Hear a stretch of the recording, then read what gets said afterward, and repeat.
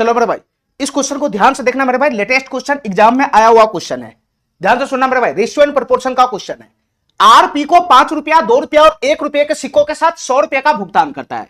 इसका मतलब मेरे भाई यहां 3 प्रकार का सिक्का है, 5 रुपये का सिक्का है, 2 रुपये का सिक्का है और उसके बाद 1 रुपये का सिक्का है। ठीक है, ठीक है। भुगतान कितना का करता है? 100 रुपये का करता है, 100 रुपये का। यानी टोटल सिक्कों का जो टोटल वैल्यू है, टोटल वैल्यू है वो कितना है? 100 रुपया है, 100 रुपया। टोटल वैल्यू कितना है? 100 रुपया है, 100 रुपया। ठीक है। भुगतान के लिए उपयोग किए गए सिक्कों की कुल संख्या 40 है। यानी सिक्कों की कुल संख्या कितना है भाई बताना? सिक्कों की कुल संख्या कितना है? 40 है, 40। सिक्कों की कुल संख्या 40 है। तो भुगतान में आरएस 5 मूल वर्ग के सिक्कों की संख्या कितना है ये बताना है। हमको थोड़ी ना पता है यहाँ पे कि 5 रुपया का कई सिक्का है, 2 रुपया का कई सिक्का है, 1 रुपया का कई सिक्का है। तो मैं ऐसा मानता हूं कि 5 रुपया का एक्स गो सिक्का है, 2 रुपया का मैं मानता हूं कि वाई गो सिक्का है, और जेड रुपया का मैं मानता हूं कि 1 रुपया का कई सिक्का है, जेड को सिक्का है, जेड को सिक्का। तो तुम बताओ मेरे भाई तीनों प्रकार के सिक्कों की कुल संख्या यहां से आ जाएगा। बताओ मेरे भाई x plus y plus z, तीनों प्रकार की सिक्कों की कुल संख्या कितना हो जाएगा? 40 हो जाएगा, 40। ठीक है, 40 हो जाएगा। और वैल्यू में क्या बनेगा यहां बताना? अगर 5 रुपया का एक्स गो सिक्का है तो वैल्यू में कितना बनेगा? 5x। 2 रुपया का वाई गो सिक्का है तो वैल्यू में कितना बनेगा? 2y बनेगा।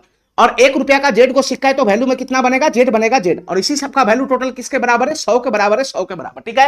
अब ये दो इक्वेशन को पकड़ के हमको एक्स का मान निकालना है, 5 रुपए के सिक्कों की संख्या बताना है, क्या होगा।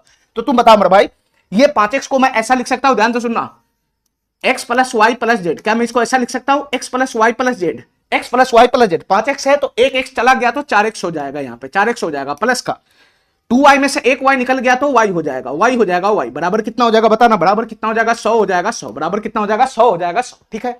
अब बताओ मेरे भाई x plus y plus z का वैल्यू तो 40 है ना, तो 40 यहां पुट करेंगे, उधर चला जाएगा तो यहां से 4x प्लस वाई बराबर कितना हो जाएगा? 4x प्लस वाई बराबर कितना हो जाएगा? 60 हो जाएगा, 60। अब तुम ऑप्शन से मैच करा लो कि कौन सा ऑप्शन हमारा सही होगा, कौन सा ऑप्शन हमारा सही होगा। x का मान हमसे पूछ रहा है, 5 रुपए के सिक्कों की संख्या पूछ रहा है, x का मान। अगर मैं ऑप्शन नंबर ए उठाता हूं 16, x बराबर अगर मैं 16 उठाता हूं तो समीकरण को सेटिस्फाइड कर रहा है क्या? 16 यहां रखूंगा तो 64, 64 उधर जाकर y का मान निगेटिव आ जाएगा, y सिक्कों की संख्या तो निगेटिव होगा नहीं, ये ऑप्शन होगा नहीं। ठीक है। 17 रखूंगा तब भी निगेटिव हो जाएगा, 17 रखूंगा तब भी y का मान निगेटिव चला जाएगा। 18 रखूंगा तो 72, 18 चौक 72, ये भी निगेटिव हो जाएगा। 18 रखूंगा तब भी निगेटिव हो जाएगा। और 13 रखूंगा तो 13 चौका 52, उधर जाएगा तो y का मान यहां से पॉजिटिव मिल रहा है, 13 चौका 52, 8, y का मान 8 मिला, तो यही ऑप्शन हमारा करेक्ट हो जाएगा। ये डी नंबर ऑप्शन हमारा क्या हो जाएगा? करेक्ट हो जाएगा।